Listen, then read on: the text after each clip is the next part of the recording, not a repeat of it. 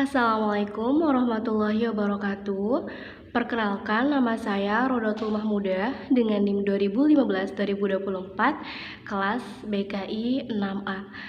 Baiklah, pertama-tama marilah kita panjatkan puji syukur kehadirat Allah Subhanahu wa taala yang telah memberikan rahmat dan hidayahnya kepada kita semua.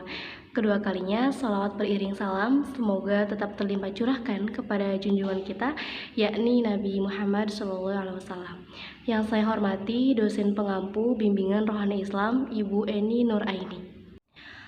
Baiklah, di sini saya akan sedikit menjelaskan mengenai bagaimana terapi dalam bimbingan rohani Islam, yaitu terapi sholat. Nah, teman-teman sudah tahu belum bahwa arti bimbingan itu sendiri menurut Prayitno adalah suatu pemberian bantuan yang dilakukan oleh profesional yang diberikan kepada individu ataupun kelompok yang bertujuan untuk memandirikan klien ataupun pasien tersebut. Sedangkan menurut bimbingan rohani Islam sendiri adalah pemberian bantuan yang dilakukan oleh seorang ahli dalam bimbingan kerohanian Islam yang bertujuan untuk membantu dan memotivasi pasien ataupun klien dengan berlandaskan Al-Quran dan hadis demi kebahagiaan dunia dan akhirat. Nah, ayat mengenai bimbingan kerohanian Islam ini terdapat dalam Al-Quran, tepatnya pada Quran Surat Al-Imran ayat 104 yang berbunyi, Bismillahirrahmanirrahim, wal takum minkum ummatun yad'una ilal khairi wa ya'muruna bil ma'rufi wa yanhauna 'anil munkar wa ulaika humul muflihun. Yang artinya, dan hendaklah ada segolongan dari kamu yang menyuruh kepada kebaikan dan mencegah dari kemungkaran. Sesungguhnya mereka adalah orang-orang yang beruntung. Selanjutnya, dalam tujuan bimbingan rohani Islam ini setidaknya ada dua tujuan.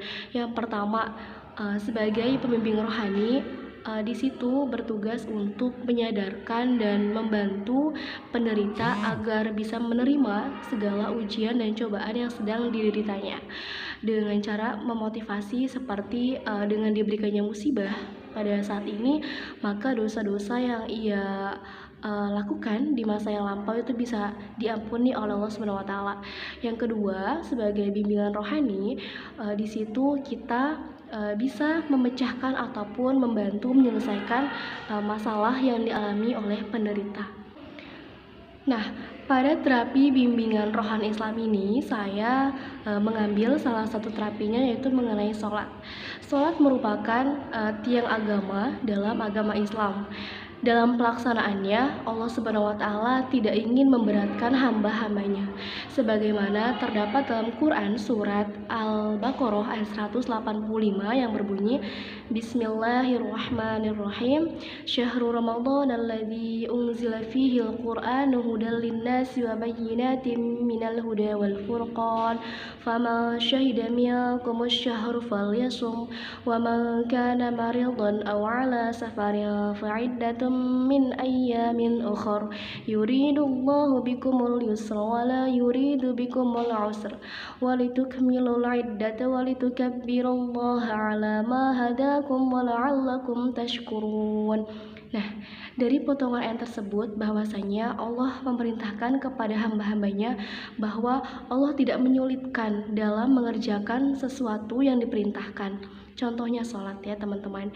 Ketika seseorang dalam keadaan yang tidak baik-baik saja, seperti dalam keadaan sakit, bepergian jauh, ataupun dalam keadaan darurat lainnya yang tidak memungkinkan untuk melakukan atau melaksanakan sholat secara sempurna, maka di dalam agama Islam terdapat rukhsah ataupun disebut dengan keringanan. Contoh pada orang sakit, ketika dia tidak bisa untuk berdiri secara sempurna, maka ia bisa melakukan sholat menggunakan cara duduk. Jika duduk tidak bisa juga, maka ia bisa menggunakan cara telentang. Nah, cara terlentang ini dia juga tidak bisa, maka dia bisa menggunakan bahasa isyarat. Mungkin itu saja yang dapat saya sampaikan pada video kali ini. Kurang lebihnya saya mohon maaf. Saya akhiri. Wassalamualaikum warahmatullahi wabarakatuh.